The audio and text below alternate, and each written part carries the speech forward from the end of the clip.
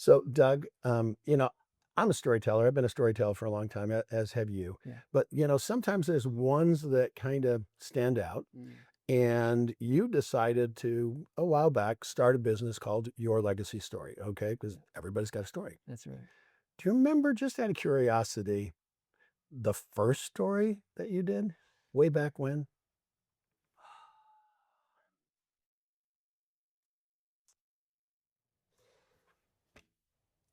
I did one way back in the beginning, and I titled that one was an Easter story.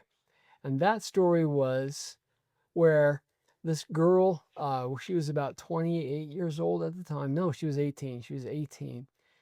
And her experience, she got so sick, and it ended up being a health concern where everyone in her family was very, very concerned.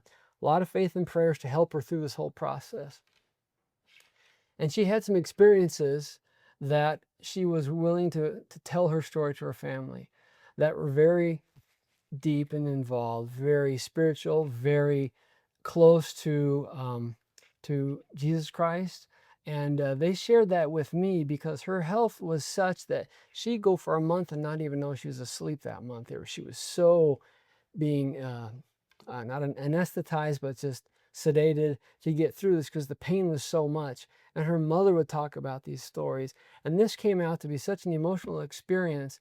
That's when I really saw that there's something, everyone has that experience inside of them, regardless of how they want to view God or anything else, but they have these experiences. And she says, something happened to me. I'm closer to my family now. I went through these experiences. Their mother was talking about it. And that affected me on the inside so much that I said, I want to continue to do this with everybody's story. Mm. The last words that my grandfather said on this earth were, "Please remember me." So the reason why family heritage stories exist is to help give people ideas and examples from the past to help shape the future. Because to me, if stories do not get passed down from generation to generation, they are lost.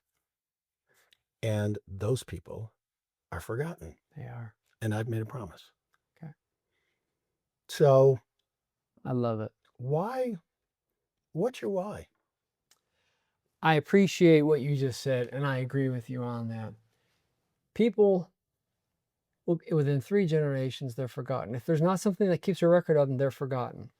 But there is something about people's stories and people's experiences. And I absolutely love that because I want to know what they did and why they did it. And I've had other stories where they talk about their love stories when they're in the war and those kinds of things. You forget all of these things. That generation, a lot of them don't want to tell the story. That's just kind of how they were. They didn't say much about it. But there's so many good stories that I want to grab that and say, you did that? You actually accomplished that? Well, no, I don't know. And I'm glad you told me. But I completely agree with you. How do we remember? We need to have a record. So what happened? Why was that interesting? How come this was so great? Why was it so hard? How did you get through it? Maybe I can learn something by getting through it the way you got through it. And so we want to learn from the previous generation. But I agree, if we don't remember this, if we don't keep track of this, we just forget it and we just think that we're the first ones plowing this field when others have helped us.